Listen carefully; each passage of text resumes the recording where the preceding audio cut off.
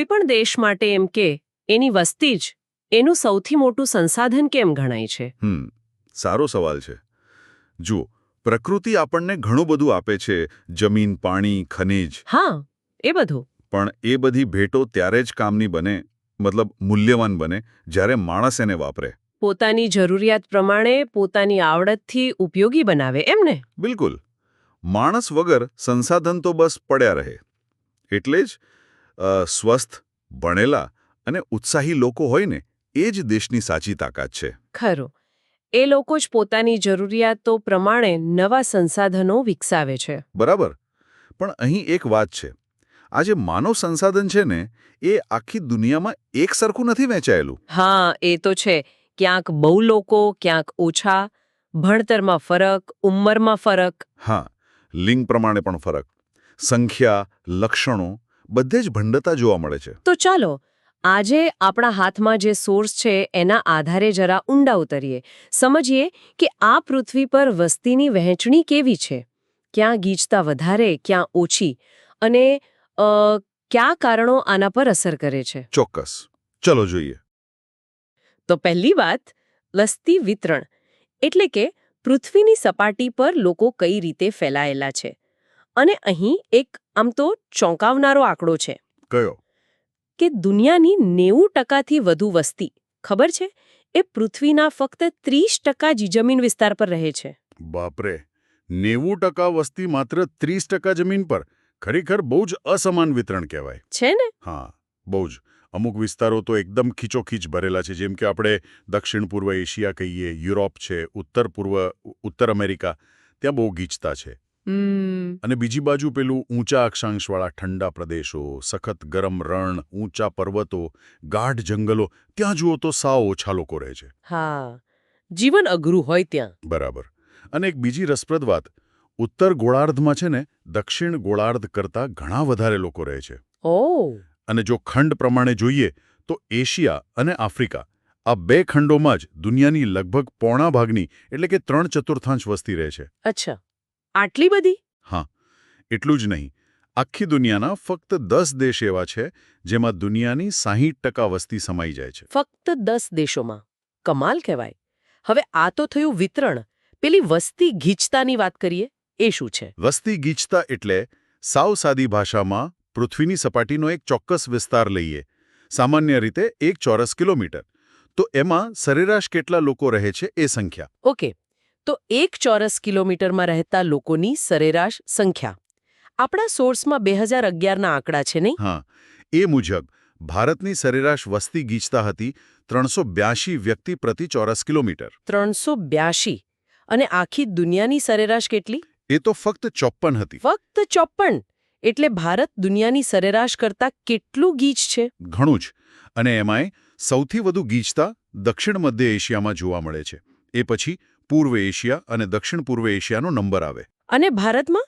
દેશની અંદર પણ બહુ ફરક હશે ને. અરે બહુ જ. 2011ના આંકડા જુઓ તો દિલ્હીમાં ગીચતા કેટલી હતી ખબર છે? 11,320 વ્યક્તિ પ્રતિ ચોરસ કિલોમીટર. 11,320. અકલ્પનીય. હા. અને બીજી તરફ અરુણાચલ પ્રદેશમાં ફક્ત 17. ક્યાં? 11,320 અને ક્યાં 17? આ બતાવે છે કે દેશમાં વસ્તીનું દબાણ કેટલું અલગ અલગ છે. બરાબર. તો પછી સવાલ એ થાય કે આવું કેમ? લોકો અમુક જગ્યાએ રહેવાનું કેમ વધુ પસંદ કરે છે અને અમુક જગ્યાએ કેમ નહીં? કયા પરિબળો આ નક્કી કરે છે? ચાલો પહેલા કુદરતી એટલે કે ભૌગોલિક પરિબળો જોઈએ. ચોક્કસ. જો મૂળભૂત રીતે તો માણસ ત્યાં રહેવાનું પસંદ કરે જ્યાં એને જીવવું થોડું સહેલું પડે, અનુકૂળ હોય.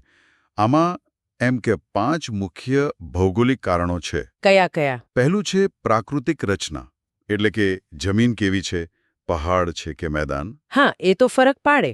લોકો છે ને પર્વતો કરતાં મેદાનોમાં રહેવાનું વધુ પસંદ કરે. કેમ? કારણ કે મેદાનમાં ખેતી કરવી સહેલી, ઉદ્યોગો સ્થાપવા સહેલા, રસ્તા રેલવે બનાવવા સહેલા. બરાબર. ગંગાના મેદાનનું ઉદાહરણ લઈ શકાય. કેટલા ગીચ વસ્તીવાળા છે. એકદમ સાચું. જ્યારે હિમાલય જેવા પર્વતો પર જુઓ તો વસ્તી ઓછી. બીજું કારણ છે આબોહવા. એટલે કે ગરમી, ઠંડી, વરસાદ. હા, બહુ જ ગરમ જગ્યા હોય જેમ કે સહારાનું રણ કે પછી બહુ જ ઠંડી જગ્યા ધ્રુવ પ્રદેશ જેવી ત્યાં લોકો રહેવાનું ટાળે. સ્વાભાવિક છે. ત્રીજું છે જમીન એટલે કે જમીનની ફળદ્રુપતા. હા, ખેતી માટે તો એ મુખ્ય છે. બરાબર.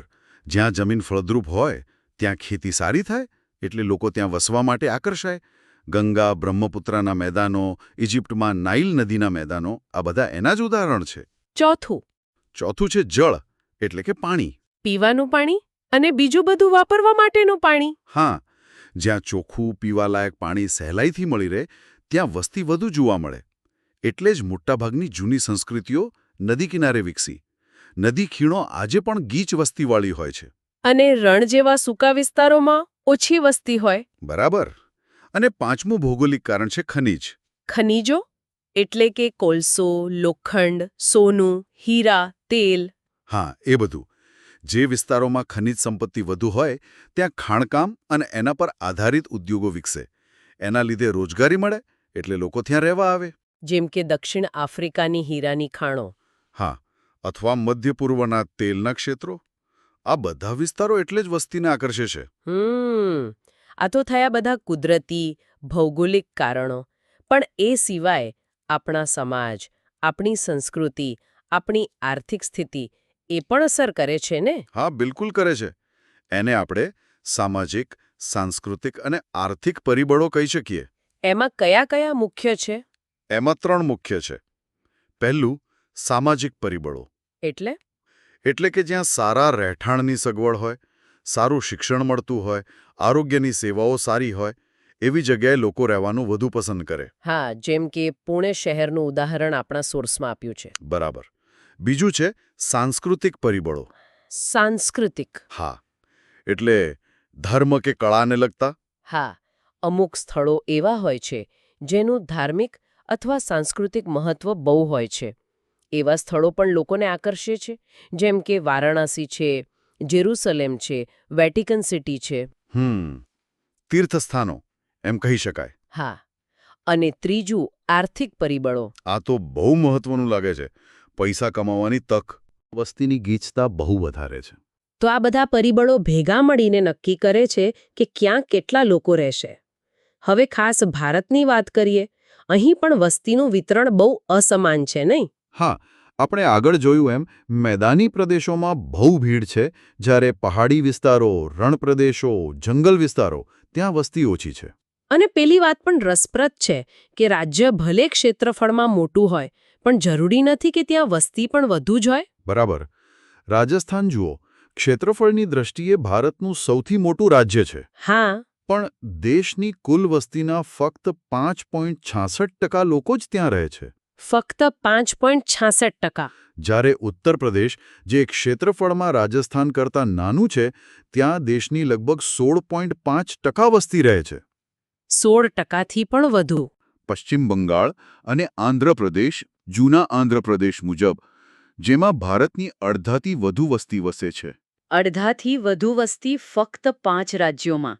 આ ખરેખર બતાવે છે કે રાજ્યના પોતાના સંસાધનો અને બીજા પરિબળો વસ્તીના વિતરણ પર કેટલી મોટી અસર કરે છે. ચોક્કસ. હવે ભારતની વસ્તી કયા કામોમાં જોડાયેલી છે, એની વ્યાવસાયિક સંરચના કેવી છે, અહીં પણ કંઈક અસંતુલન જેવું દેખાય છે, નહીં? હા, દેખાય છે.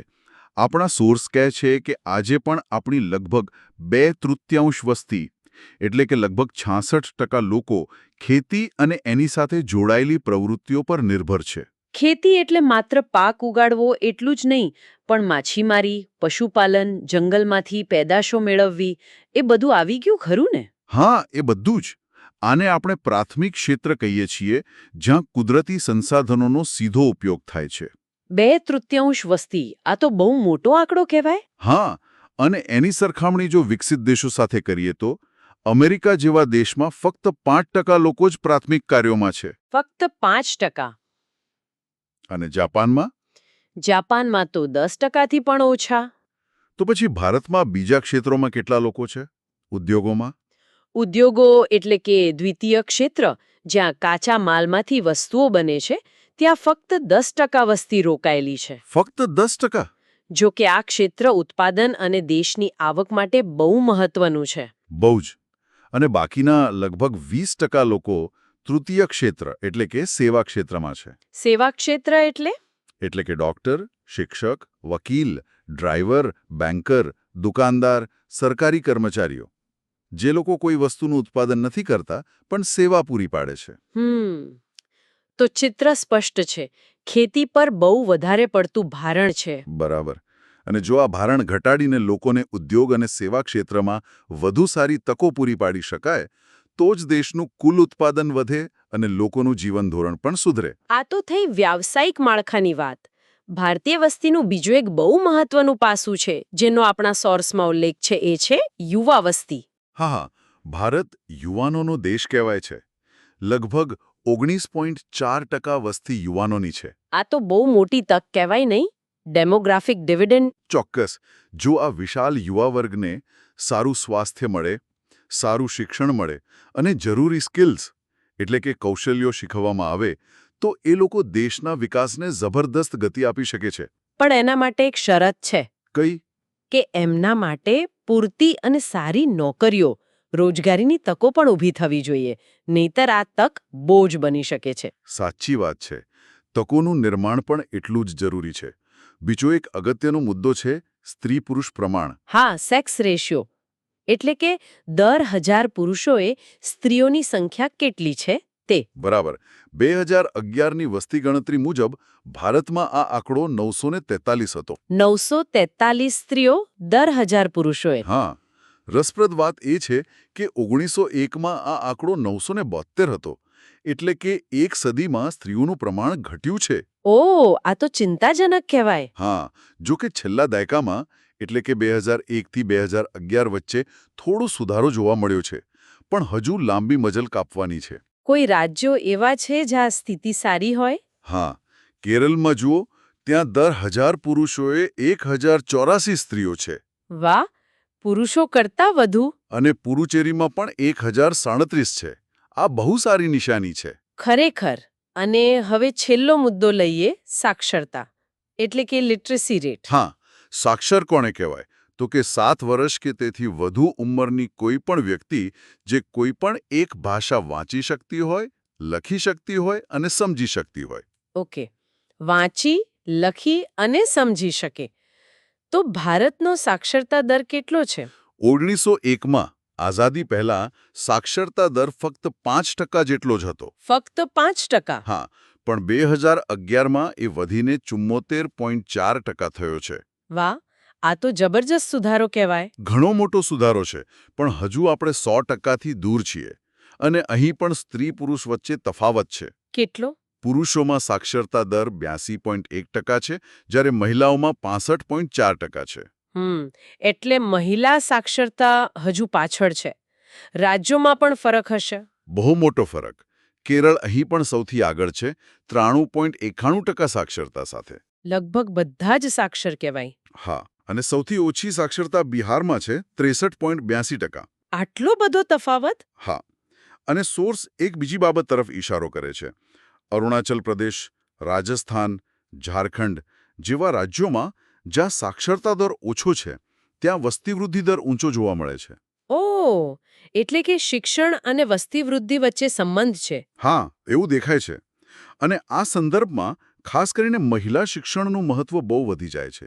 કારણ કે શિક્ષિત મહિલા પરિણામે નાના કુટુંબ અને બાળકના સારા સ્વાસ્થ્ય તરફ વધુ ધ્યાન આપે છે. બરાબર.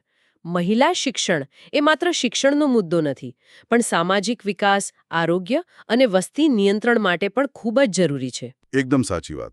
તો આજે આપણે આ સોર્સના આધારે ઘણું સમજ્યા કે લોકો જ ખરું સંસાધન છે, પણ એમનું પૃથ્વી પર ફેલાવો, એમનું વિતરણ બહુ અસમાન છે. હા, અને એના પર કુદરતી પરિબળો જેમ કે જમીન, પાણી, આબોહવા અસર કરે છે, તો સાથે સાથે સામાજિક, સાંસ્કૃતિક અને આર્થિક પરિબળો પણ એટલો જ ભાગ ભજવે છે. ભારતના સંદર્ભમાં પણ આપણે જોયું કે આ વિતરણ કેટલું અસમાન છે. અને આપણી વસ્તીના લક્ષણો જેમ કે યુવાનોની મોટી સંખ્યા, સ્ત્રી-પુરુષ પ્રમાણ અને સાક્ષરતા દર એ દેશના ભવિષ્ય માટે કેટલા નિર્ણાયક છે. આ બધી ચર્ચા પછી મારા મનમાં એક વિચાર આવે છે. શું? આપણે જોયું કે માનવ સંસાધનના વિકાસ માટે શિક્ષણ અને સ્વાસ્થ્ય કેટલા પાયાના છે.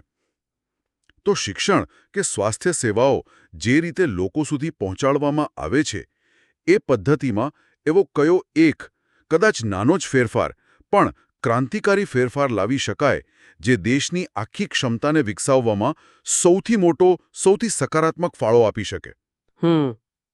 એક એવો ફેરફાર જો સૌથી વધુ અસરકારક હોય શિક્ષણ અને સ્વાસ્થ્ય પહોંચાડવાની રીતમાં. હા, આ પ્રશ્ન પર આપણે સૌએ વિચારવા જેવું છે. ખરેખર એક વિચારવા જેવો મુદ્દો મૂકીને આપણે આજની ચર્ચા પૂરી કરીએ.